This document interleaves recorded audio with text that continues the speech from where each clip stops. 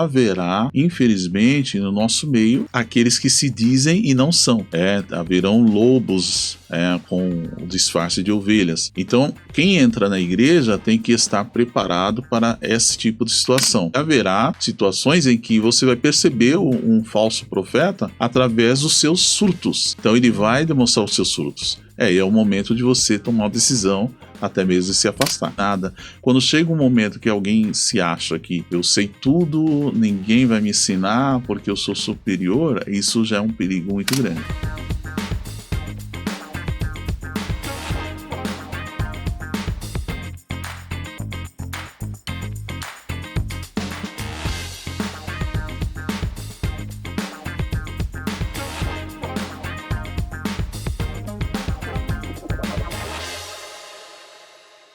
Bem-vindo a mais um episódio do TelaCast, podcast oficial do Portal Tela. Eu sou Juliana Dariva e é um prazer enorme ter você aqui na minha companhia. Se você está chegando agora, não esqueça de se inscrever no nosso canal e compartilhar com os amigos.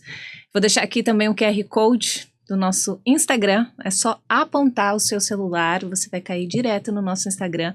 Lá nós compartilhamos cortes das entrevistas, corre lá, se inscreva, segue nosso Instagram, que tem muita coisa bacana viralizando e você não pode ficar de fora. E hoje o nosso tema é polêmico, nós vamos falar sobre a crise ética no cristianismo e o nosso convidado é Jonatas Rodrigues, pastor, teólogo e advogado, além disso é escritor. Jonatas, seja muito bem-vindo ao nosso podcast. Prazer, Juliana, uma alegria poder estar aqui hoje compartilhando um pouco das coisas de Deus. Eu tenho certeza que será muito importante essa nossa conversa. Pastor, hoje muitas pessoas se dizem de Deus, mas na prática fazem tudo ao contrário, né? O que explica essa crise ética no cristianismo? É verdade, Juliana. Infelizmente, a questão ética é uma questão que vem sendo tratada desde o princípio da humanidade. Né? Para ser verdadeiro, desde a queda de Adão. Né? Porque ética é fazer aquilo que é certo, aquilo que é correto. Nós vemos que o termo ética vem de ethos, costume. Então, o costume ele é passado de pai para filho, ele é absorvido dentro de um ambiente.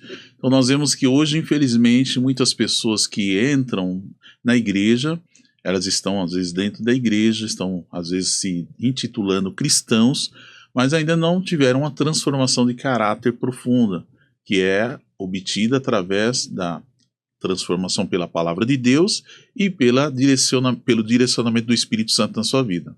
E quando a gente sai do ambiente igreja, a gente olha para a internet, porque hoje todo mundo, muita gente, aliás, cada vez mais você vê pessoas falando de Deus. Você acha que se tornou um certo modismo? Sem dúvida. Hoje, devido ao fato de que o cristianismo tem crescido muito, principalmente no Brasil, infelizmente para algumas pessoas se tornou até mesmo um mercado, né? As pessoas enxergam ali o cristianismo até mesmo como um produto, como uma modinha, um atrativo. Alguns se colocam como cristãos para dar uma credibilidade, uma aparência de piedade e tudo mais. Isso que a palavra de Deus, inclusive, já nos adverte, que nos últimos dias nós iríamos ver essas situações, né? Muitas pessoas não suportariam a sã doutrina e buscariam para si mestres que lhes agradassem. Então é isso que nós temos visto, infelizmente, nos nossos dias. E todos nós sabemos que é extremamente importante, né, você levar a palavra de Deus para as pessoas. Mas no momento que você prega algo que você não faz, de certa forma, abala a fé da outra pessoa que você entregou essa palavra. É verdade. Infelizmente, muitas pessoas estão decepcionadas com a igreja, porque quando elas entram num ambiente cristão, ali elas se decepcionam com algumas atitudes. Então essas pessoas devem ser tratadas com carinho, com amor e orientadas, né? Eu sempre digo na igreja que o primeiro passo para quem entra na igreja é um discipulado, e nesse discipulado ela tem que ser ensinada da forma correta de que haverá, infelizmente, no nosso meio, aqueles que se dizem e não são. Haverão lobos com o disfarce de ovelhas. Então, quem entra na igreja tem que estar preparado para esse tipo de situação. Então, a maturidade cristã ela é essencial.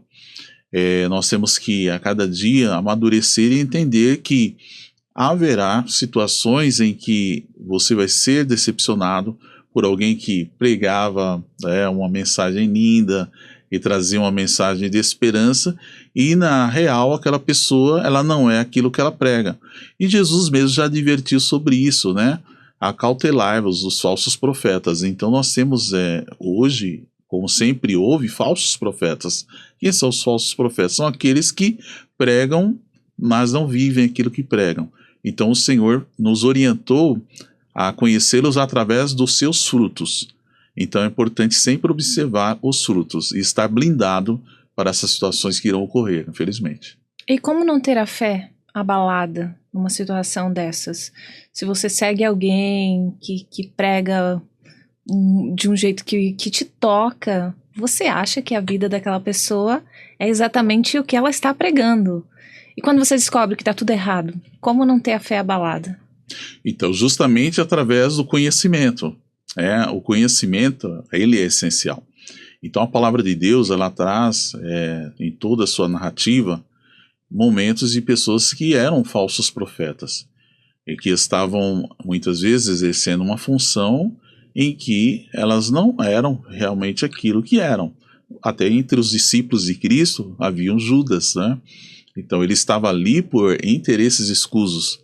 O Judas estava com Cristo, mas ele não era de Cristo. Então, desde o princípio nós vemos esses exemplos de pessoas que se aproximam de Cristo, mas elas não querem de fato obedecer os ensinamentos de Cristo. Então, o que vai demonstrar se alguém é um verdadeiro discípulo é a sua vida de submissão, de obediência, de sinceridade e piedade. E isso é que tem que ser observado na vida de um homem de Deus. E não apenas pelo fato dele falar bonito ou pregar bonito, é necessário que nós observemos também a sua vida diária, o seu testemunho na sua família, com seus filhos, com sua esposa, no seu dia a dia. E isso vai vir à tona. Então, a palavra de Deus adverte que haverá situações em que você vai perceber um falso profeta através dos seus frutos. Então, ele vai demonstrar os seus frutos. E é o momento de você tomar uma decisão, até mesmo de se afastar. Então, você acredita mesmo que muitos têm opinião sobre Deus, mas poucos os conhecem de verdade? Sim, sem dúvidas. Jesus mesmo, ele fala sobre isso, ele sempre confrontou os fariseus, e os fariseus da sua época eram os religiosos. Eram aqueles que tinham conhecimento da Torá, eles tinham domínio da Torá, e eles aparentemente pareciam ser pessoas piedosas. E Jesus até falava que eles faziam longas orações nas praças, vestiam vestes talares. Então, tudo que aparentemente demonstrava ser uma pessoa piedosa, eles apresentavam. Mas o que demonstrava a sua, infelizmente, situação de falsidade é de que eles não viviam o que pregavam. Então, o Senhor falou, acautelai-vos deles, porque eles pregam que não vivem. Então, eram hipócritas, né? Jesus chamava eles de hipócritas. A fé, ela não se sustenta em tendências, né? Ela se sustenta na verdade, né? Exatamente. A verdade, ela é essencial. Então, quando o cristão ele se converte, ele tem que entender que no meio do caminho haverão essas situações de decepção. E o próprio Jesus, ele fala que naquele dia muitos dirão: Senhor, em teu nome expulsamos demônios, em teu nome falamos novas línguas, pregamos. E Jesus vai dizer a eles: apartai-vos de mim, que eu não vos conheço, vós que praticais a iniquidade. Muitos cristãos, eles acreditam que a prosperidade é uma bênção de Deus, né? Mas a prosperidade, ela pode ser distorcida para benefício próprio? Sim, sem dúvida. Quando alguém se aproxima, como nós temos visto hoje acontecendo, alguém muitas vezes se aproxima da fé, da igreja com objetivo apenas material, para buscar às vezes alguma vantagem material, Então essas pessoas, elas devem ser observadas e devem ser evitadas. Quando você percebe alguém que está no meio da igreja apenas buscando o marketing, buscando, né, uma posição, um destaque, então você deve observar isso. E não tem problema nenhum alguém ser próspero, não tem nenhuma proibição bíblica em alguém prosperar, em alguém ser bem-sucedido financeiramente. Mas a partir do momento que aquela pessoa ela foca somente nisso, e ela coloca em segundo lugar o reino de Deus, as coisas espirituais, então essa pessoa deve ser observada e até mesmo evitada, né? Você tem que observar. Será que onde eu estou, o contato que eu estou tendo com certa pessoa, realmente é para a glória de Deus, é para a edificação do reino de Deus, ou estou ali apenas por uma questão política, comercial, marqueteira? Então tudo isso tem que ser observado. E na sua opinião, como os cristãos digitais eles podem ser um verdadeiro exemplo? Porque cada hora surge um diferente, e o que você acha que eles devem fazer para se tornar um verdadeiro exemplo? Eles devem seguir aquilo que Cristo ensinou. O Senhor Jesus, ele escreveu o maior tratado ético e foi o Sermão da Montanha. Então ali nós temos vários ensinamentos. Por exemplo, Mateus 7,12, Jesus ele fala: façais aos homens aquilo que vocês querem que eles te façam. E ele fala ainda: isso é a lei e os profetas. Veja o peso dessa palavra. Então você, como cristão, você tem que trazer uma mensagem de esperança, uma mensagem de amor, uma mensagem de fé, e ao mesmo tempo você ser praticante dessa mensagem. Imagine você, hoje eu trago aqui uma mensagem de fé, de esperança, de amor, de compreensão, de empatia. Aí de repente você testemunha eu não tendo empatia com a pessoa, eu humilhando alguém, eu pisando nessa pessoa, eu querendo só ter vantagens. Isso aí vai trazer o que para você? Uma decepção. Por isso que você tem uma responsabilidade muito maior, né? Sim. Se você está pregando algo e se você não vive na prática, a sua responsabilidade é muito maior, porque você vai afetar muitas pessoas, né? Sem dúvida. Inclusive, as cartas pastorais, o apóstolo Paulo fala: não sejam muitos de vós mestres, porque eles terão um maior juízo. Então, aquele que vai ensinar, aquele que vai pregar, aquele que vai trazer a mensagem, ele vai sofrer o maior juízo. Então é muito sério quando eu assumo uma posição em que eu tenho que ser um exemplo, que eu tenho que ser um espelho, e eu não faço aquilo que é correto. Eu termino falsificando, né, a palavra de Deus, distorcendo a palavra de Deus, e às vezes vivendo uma vida que não condiz com aquilo que eu prego. Isso é muito sério. Jesus reprimiu severamente a hipocrisia. E qual a importância de ter uma cobertura pastoral? Porque tem muitos influenciadores que nem frequentam igrejas. Eles apenas leem Bíblia, assistem vídeos e colocam o que eles entenderam daquilo. Qual é a sua opinião? Assim? Você acha que é importante você ter uma cobertura pastoral, frequentar uma igreja? Sem dúvida. A pessoa tem que estar... a Bíblia fala claramente lá em Hebreus, né, para nós não deixarmos as nossas reuniões, porque infelizmente tem pessoas que se esquecem de que a comunhão do corpo de Cristo, ela é essencial. Então quando você está dentro de uma comunidade onde existe ali o ensino sincero, verdadeiro da palavra de Deus, é um ambiente que você vai ser enriquecido, você vai ser orientado, você vai ser alimentado, você vai estar ali compartilhando também a sua limitação, as suas dificuldades, vai ter um pastor que vai estar te auxiliando, você está inserido dentro do corpo de Cristo de forma prática e plena. Então, a partir do momento que a pessoa ela não tem essa visão de estar inserida no corpo de Cristo, de certa forma ela está se isolando. Então, o isolamento é algo muito perigoso, Ou ela está se colocando no lugar de Cristo, né? Também. Muitas vezes é adorada por seguidores, enfim, ela acha que ela é um semideus. Infelizmente tem pessoas que chegam a esse nível, né, de achar que ela tem o conhecimento total da verdade, que ela não está submissa a ninguém. Tem pessoas que não prestam contas a ninguém, elas acham que elas... isso chega a ser um narcisismo, né? A pessoa se isolar, se achar superior a todos, não tem igreja boa para mim, não tem ninguém que é suficiente para me ensinar. Eu sou extremamente inteligente. Exatamente, eu não preciso de nenhum pastor, eu não preciso de ninguém. Então isso aí já demonstra uma distorção aí do caráter de Cristo, né? Aí a pessoa que tem o caráter de Cristo, ela é humilde. Ela é uma pessoa paciente, ela é uma pessoa que ela vai querer estar em comunhão com o corpo, para que ela seja instruída, para que ela seja ensinada. Quando chega um momento que alguém se acha que eu sei tudo, ninguém vai me ensinar porque eu sou superior, isso já é um perigo muito grande. Eu já conheci uma pessoa assim, que falava que queria ajudar famílias e não tinha uma família. Não tinha um relacionamento bom com os pais, mas a missão era salvar famílias. Para você ver o tanto que a cabeça ficou com uma distorção, né? É lamentável, né? A pessoa às vezes fica com a mente cauterizada, ela cria uma verdade dela, e não é a verdade de Cristo. Hoje você vai ensinar para as pessoas sobre família, você tem que ter uma experiência, pelo menos, de família, você tem que estar vivendo aquilo de fato. Imagina alguém que se intitula um mentor de casais, por exemplo, e ele está com o casamento destruído.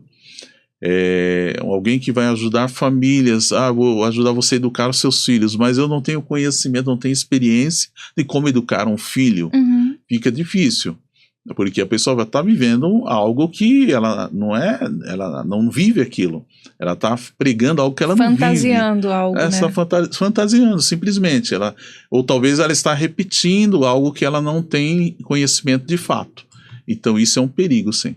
Com certeza. E pastor, como manter a fé em Cristo sem ser influenciado por ideologias? A fé em Cristo é estritamente baseada na palavra de Deus. Então a palavra de Deus, ela é a lâmpada para os nossos pés, é a luz para o nosso caminho. Então quando nós temos o conhecimento da verdade, eu sempre digo para os meus filhos, né? O importante é você conhecer a verdade. Quando você conhece a verdade, a mentira fica muito clara. Ela vai chegar dentro de você, ela vai chegar gritando, você vai perceber que isso aqui não tem nada a ver com o ensinamento de Cristo, não tem nada a ver com o ensinamento bíblico. Então, por isso que é necessário a pessoa aprender a palavra, estudar a palavra diariamente. A palavra de Deus, ela é mais atual, eu brinco que a palavra de Deus é mais atual que o jornal de amanhã. Ela sempre está atual. Então, até quando eu falo de ética, eu tenho um livro que eu lancei, né, que é a Ética do Reino. Eu trago o aspecto filosófico, jurídico e principalmente o aspecto espiritual. Então nós vemos que a questão ética é ensinada biblicamente desde os 10 mandamentos. Os 10 mandamentos ele é um tratado ético também. E Cristo reforça isso lá no Sermão da Montanha, a necessidade da pessoa viver uma vida ética baseada na verdade. Então, a palavra de Deus diz claramente, conhecereis a verdade e a verdade vos libertará. Então, quando você tem o conhecimento da verdade, você com certeza vai identificar a mentira. Então, hoje o cristão tem que dar ênfase no estudo da palavra de Deus. Então, muitas pessoas que estão na igreja, foi feita até uma pesquisa recentemente, que a maioria dos cristãos sequer lê a Bíblia diariamente. Eles não tiram o tempo para meditar na Escritura. E lá no Salmo 1 fala claramente, bem-aventurado o varão, né, que não anda segundo o conselho dos ímpios, nem se assenta na roda dos escarnecedores, antes o seu prazer está na lei do Senhor, e nela ele medita de dia e de noite. Então isso é você dar um passo para não ser enganado, para você viver a verdade de Cristo. E para quem quer começar a ler a Bíblia, por onde seria o ideal, assim, o que você sugere? Eu sugiro, hoje, muitas Bíblias, inclusive, trazem uma orientação sobre uma leitura bíblica diária, e eu sugiro que ela comece lendo os Evangelhos. os evangelhos de Cristo são essenciais para a nossa vida espiritual. A gente entender claramente os ensinamentos de Cristo e ter, com certeza, alguém que vá auxiliá-la, né? Um pastor experiente, que tenha conhecimento da palavra de Deus, que ele vai trazer um ensinamento. Hoje nós temos cursos teológicos, você observar, temos livros também que auxiliam, então bíblias comentadas. Então tudo isso é essencial para que a pessoa cresça, não? Ela vai crescendo através da alimentação espiritual, que é a palavra de Deus. Se a pessoa não medita na palavra de Deus, ela se torna um cristão raquítico, né? Ele está fraco espiritualmente. Então, a palavra de Deus era o alimento do espírito. Então Jesus mesmo, quando estava jejuando no deserto 40 dias, 40 noites, Satanás aparece para ele, e o primeiro desafio que ele teve era justamente falar para Cristo: é o Filho de Deus, então transforma essas pedras em pães para que você coma. E Jesus respondeu: Satanás, está escrito, nem só de pão viverá o homem, mas de toda a palavra que sai da boca de Deus. Então o Senhor estava ali focado na verdade da palavra. Então o cristão, né, para vencer as tentações do dia a dia, do mundo, todas as dificuldades que ele tem na sua vida, ele tem que estar fundamentado na palavra de Deus. Isso é essencial. Isso faz com que a nossa fé aumente. Sem dúvida. O apóstolo Paulo, ele diz que a fé, ela vem pelo ouvir e ouvir pela palavra de Deus. Então, a receita para que a sua fé seja fortalecida é você estar constantemente ouvindo a palavra de Deus, meditando na palavra de Deus. A sua fé vai sendo reforçada, alimentada, e ela se torna verdade para você, né? John Wesley, um grande homem de Deus, ele disse que existe um problema dentro da igreja, que é o assentimento mental. O que é o assentimento mental?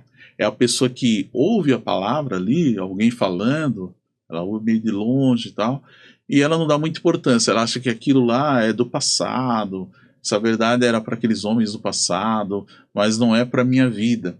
Então esse é um grande problema, um cristão que não quer viver de fato a palavra de Deus. Então hoje nós devemos buscar realmente viver a palavra, ser realmente alimentado pela palavra e caminhar através da fé. Essa é a realidade. E para aquela pessoa que está vivendo muitas lutas, que infelizmente quando você está no meio do deserto, a sua fé acaba abalando, né? Qual o recado que você daria? Eu daria o recado para que a pessoa ela confie em Deus. Lá no Salmo 35 está escrito que o choro ele pode durar uma noite, mas a alegria ela vem ao amanhecer. Então essa é a esperança que nós devemos trazer para as pessoas, que a nossa vitória está em Deus, está em Cristo. Então mesmo que você passe por vales, por desertos, por situações, você deve confiar no propósito de Deus para a tua vida. Então nós vemos que Israel, quando foi tirado lá do Egito, ele foi parar em vários desafios. O primeiro desafio foi o quê? O Mar Vermelho. Então eles colocaram uma situação que não tinha saída. Para onde eu vou se está tudo cercado? E de repente vem o exército egípcio atrás deles. Aí eles ficaram apavorados. Ficaram com medo, diz a palavra de Deus, né? Eles ficaram com medo, o que é natural da nossa natureza humana. Mas o que eles fizeram? Eles clamaram. Eles clamaram a Deus. Só que Israel era um misto de clamar e reclamar, né? Eles clamavam e reclamavam ao mesmo tempo. Isso foi um grande problema na vida deles, né? Mas o que a palavra de Deus fala em Jeremias 33:3, né? Clama a mim e responder-te-ei, e anunciar-te-ei coisas grandes e firmes que não sabes. Então, nós não enxergamos, muitas vezes, um palmo na nossa frente em situações da nossa vida de conflitos, de tribulações, de desafios, tentações, mas quando você escolhe confiar em Deus, tenha certeza que vai ter uma solução, vai ter uma saída. Então, quando eles clamaram, então Deus responde. E Moisés, ele era um homem que já tinha uma experiência com Deus, por isso que é importante esse crescimento espiritual, e ele falou para o povo: olha, aquietai-vos e vede o grande livramento que o Senhor os fará. Esses egípcios que vocês veem hoje, vocês nunca mais o verão. Ele disse aquela palavra pela fé, foi uma atitude de fé dele, porque Deus não tinha dito nada para ele naquele momento. Aí Deus respondeu: Moisés, por que clamas a mim? Diga ao povo que marche. Então nós vemos que Deus está ensinando você, mesmo em situações que pareça que não tem solução e não tem saída, que você continue marchando, você continue confiando nele. E isso vai agradar a Deus. Então a nossa confiança agrada a Deus. Então é fé. Na quarta-feira eu trouxe uma mensagem na igreja falando sobre o livro de Tiago, né? Que ele fala sobre a oração da fé. Nós temos que aprender a orar com fé. Tem pessoas que entram diante de Deus e elas oram duvidando. Elas oram como se fosse ali só um lamento, só um desabafo, mas esquecem de colocar em ação a sua fé. E o que é fé?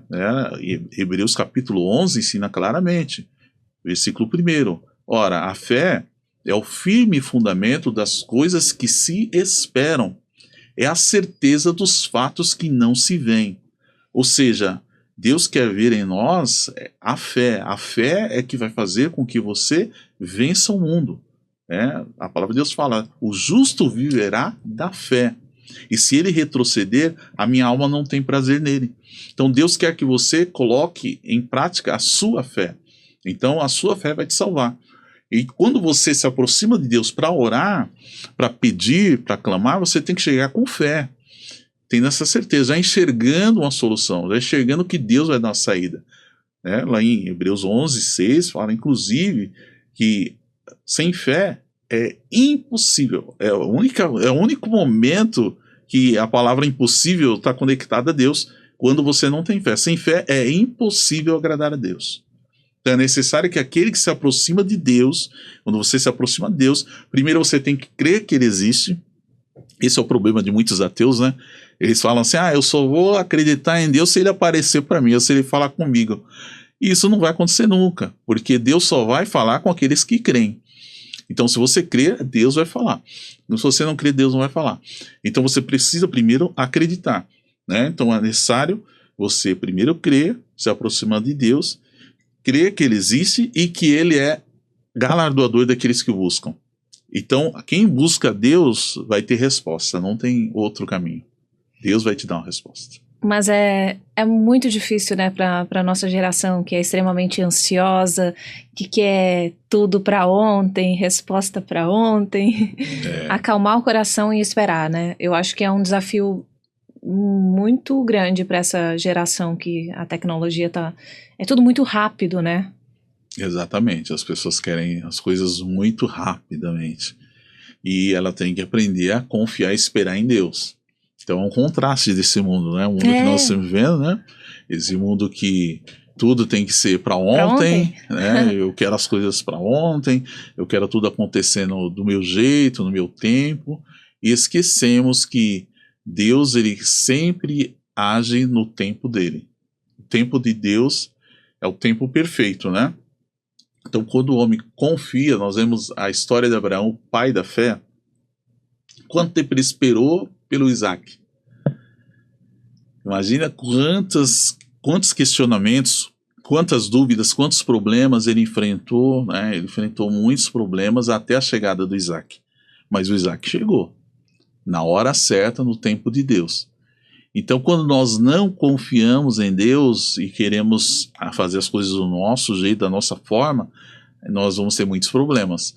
Mas a partir do momento que você faz como a palavra de Deus fala no capítulo 37, Salmos, né? Entrega o teu caminho ao Senhor, primeiro.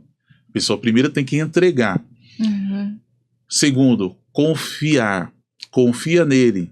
Então, primeiro você entrega, você confia, então ele tudo fará. Aí ele vai fazer da forma dele, da maneira dele, no tempo dele.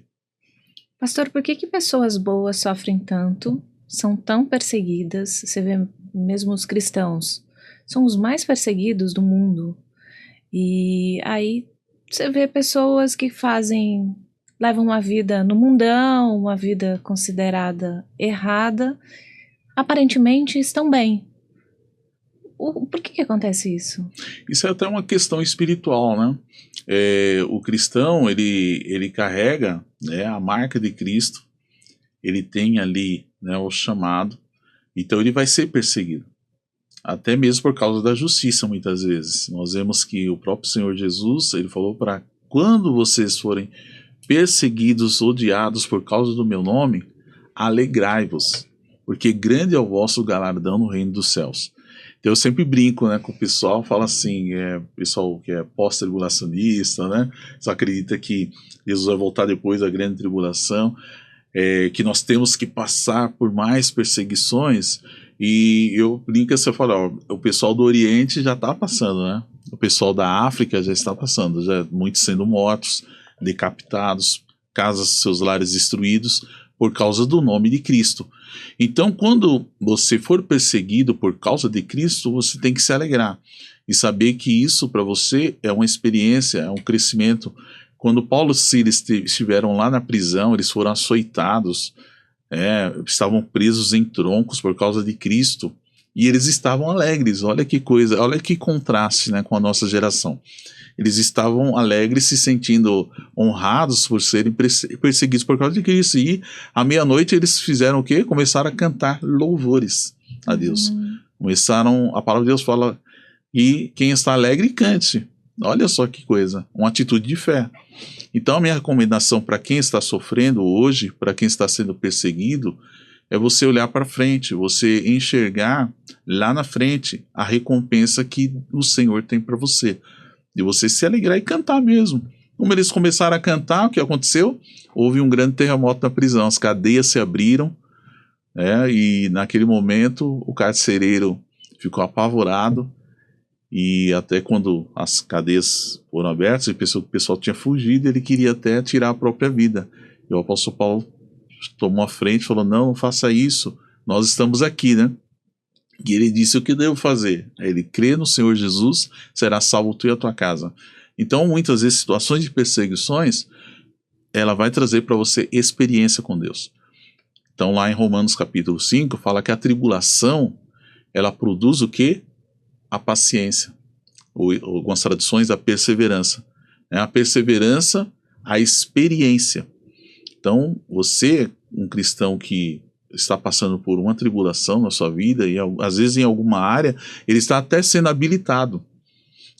E essa perseguição é quase sempre espiritual, né? Na maioria das vezes é de origem espiritual, porque você está num ambiente, muitas vezes, que você está cercado por pessoas que não têm Deus, e às vezes estão até sendo influenciadas espiritualmente por forças malignas, né? O apóstolo Paulo fala em Efésios 6,10 que a nossa luta não é contra a carne, não é contra o sangue, mas é contra principados, potestades e dominadores deste mundo tenebroso. Mas ele fala para você e eu nos revestimos com a armadura de Deus. Então, quando você está... O que seria isso, pastor? Como se revestir com a armadura de Deus? A armadura de Deus é espiritual, né? É o capacete da salvação, a couraça da justiça, né? Calçar os pés no evangelho da preparação. Então você está ali com a espada do Espírito, né? O escudo da fé, para você também vencer todos os dardos do inimigo. Então, quando você tem isso na sua vida, você tem um escudo da fé, por isso nós estamos falando muito hoje sobre fé, né? Que é importante. Você vai eliminar todos esses ataques, você vai vencer esses ataques, né? Você não vai evitar o problema, mas você vai vencer o problema, você vai vencer e superar. E você vai a cada dia caminhar crescendo na fé. Então, quanto mais você cresce na fé, aquelas lutas do passado, para você você vai dar risada delas. Você vai olhar e falar, meu Deus, olha aquilo que eu passei. Hoje para você, aquele vendaval, aquele momento de deserto, aquele momento muitas vezes de vale, vai ser para você hoje algo que você vai dar risada. Você vai falar, vou contar uma experiência. Isso para mim foi um fortalecimento. Eu tenho experiência com Deus, né? Então a experiência com Deus, ela traz o quê? Esperança, a Bíblia fala. Então quando você tem experiência com Deus, você tem esperança, porque você sabe que o Deus que me livrou, das perseguições do passado vai me livrar das perseguições do presente. Nenhum homem de Deus deixou de enfrentar obstáculos e dificuldades, provações. Daniel foi lançado na cova dos leões. Sadraque, Mesaque e Abednego foram lançados na fornalha ardente. Mas o Deus que eles serviam, que eles confiavam, estava com eles. Deus nunca nos abandona. Esse mundo é do maligno. Esse mundo é do maligno. Jesus, ele falou claramente, né? Por isso que quem tá vivendo do lado dele vive, nós somos teoricamente, em paz. Nós somos assim como estrangeiros, né? E aqueles que estão do lado do maligno, muitas vezes estão até em aliança com ele e estão vivendo uma falsa paz, né? Eles estão vivendo uma falsa paz temporária. Às vezes tem até as coisas mais fáceis. Não estão na contramão, eles estão andando conforme o fluxo do mundo. Por isso que muitas vezes a gente se sente, eu até falo, né, brincando, eu me sinto na contramão desse mundo. Exatamente. É uma sensação, né, que a gente está seguindo no sentido contrário. Exatamente, nós estamos nadando contra a correnteza. Porque é meio que errado ser certo. Você vê tanta coisa errada diariamente que você se sente literalmente assim, nadando contra a correnteza. Exatamente, estamos nadando contra a correnteza. Então, muitas vezes você não é aceito, né? Até mesmo na sua família, ou até mesmo entre amigos no seu trabalho. As pessoas olham para você de forma diferente, porque elas entendem que você talvez é diferente. As pessoas não gostam de diferente, né? Elas querem que você seja igual a elas. E a luz incomoda as trevas? Sem dúvida, sem dúvida. Sem dúvida. Você já foi atacado por alguém que nem te conhecia? Sim, já tive. Já aconteceu isso comigo também. Experiências desse tipo, da pessoa olhar para você, às vezes até de graça se irrita com você, de graça ela te maltrata, e você percebe que é algo espiritual, né? Existe ali uma batalha sendo travada. Você consegue perceber no olho da pessoa quando ela está sendo afetada por algo espiritual? Sim, você percebe na pessoa que Falam que os olhos são o espírito da alma, né? Sim, você olha para os olhos de alguém, você percebe quando aquela pessoa está sendo influenciada, infelizmente, por uma situação maligna. E ela, muitas vezes, te ataca gratuitamente, ela se irrita com você gratuitamente. Então, eu tenho várias testemunhas desse tipo de pessoas que já passaram por isso, no ambiente de trabalho principalmente. Já aconteceu comigo no ambiente de trabalho. Que você está ali, existe um conflito, né? Existe um conflito sendo travado. Exatamente. E o importante é não desistir, né, pastor? Sim, é não desistir. Você tem que manter a sua fé, manter o seu testemunho, né? A sua atitude, ela vai glorificar Deus. Você tem uma atitude de fé, uma atitude de, digamos assim, de esperança em Deus, você vai ser vencedor. Não importa o que você vai passar.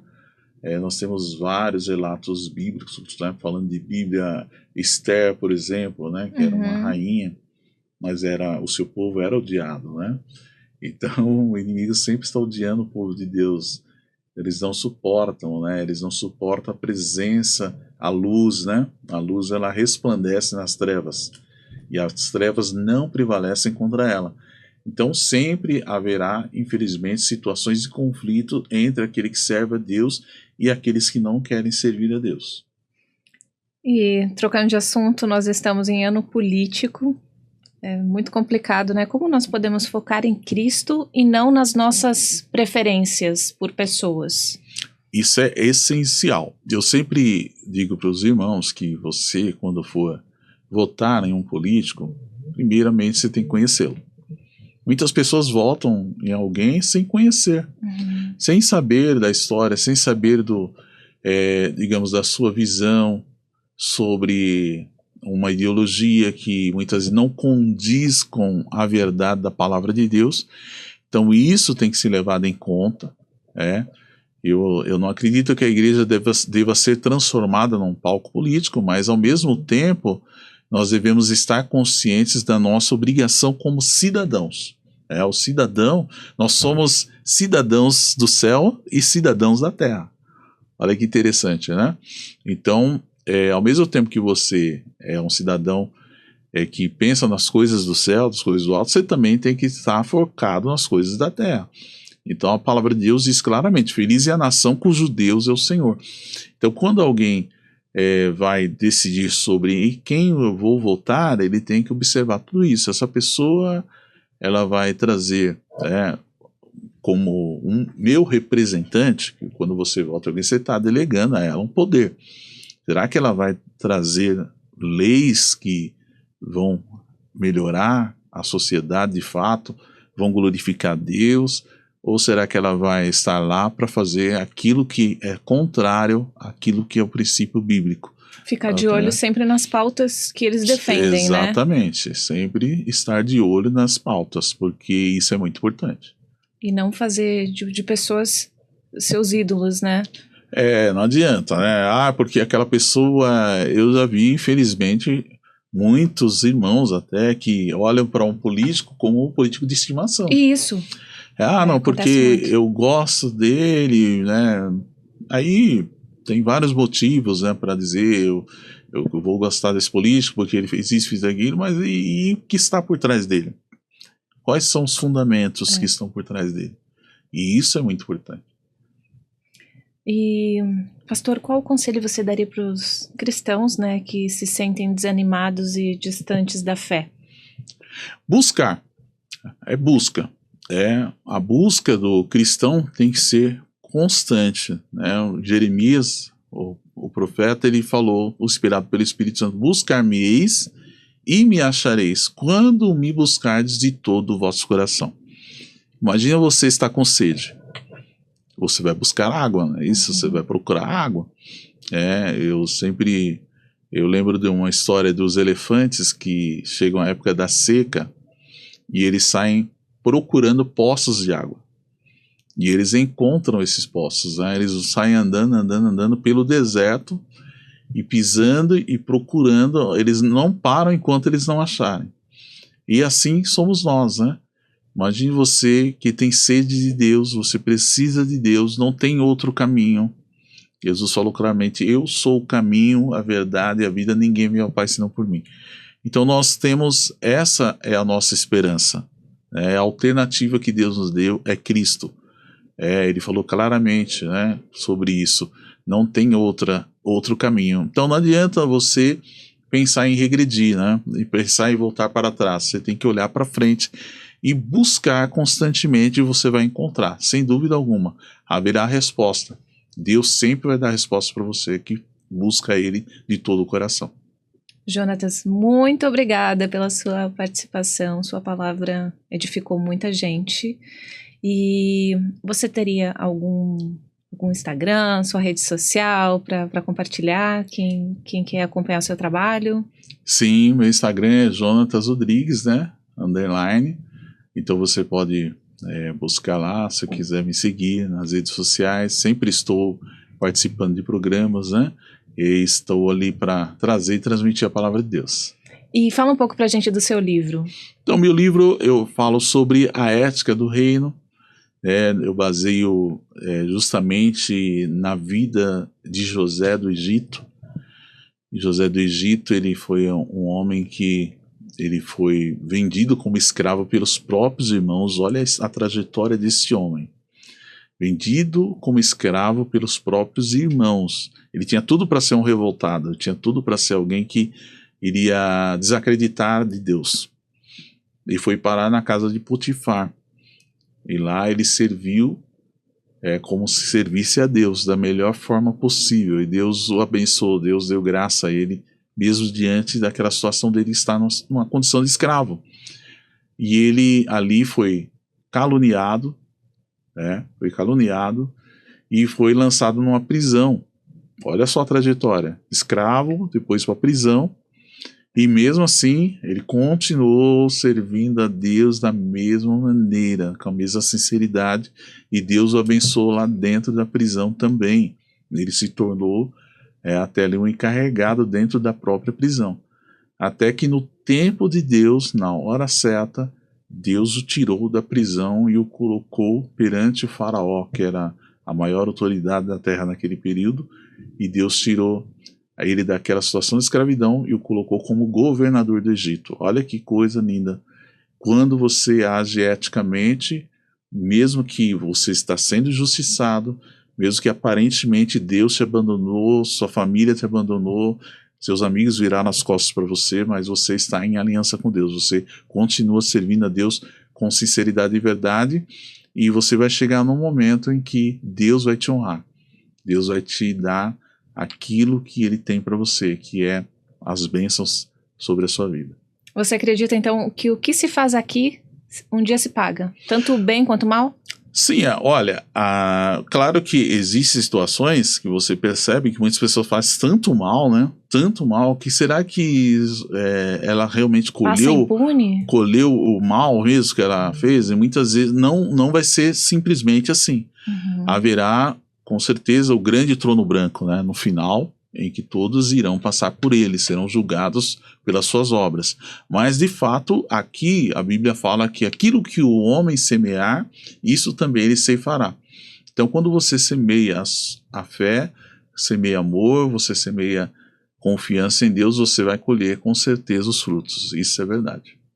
Pastor, muito obrigada mais uma vez. Foi um prazer enorme ter você aqui. Eu que agradeço. Obrigado, Juliana, e estarei sempre à disposição para trazer aquilo que o Espírito Santo nos mandar. E se você gostou do nosso episódio, compartilha com os amigos e não esquece de seguir o nosso canal. Até a nossa próxima entrevista.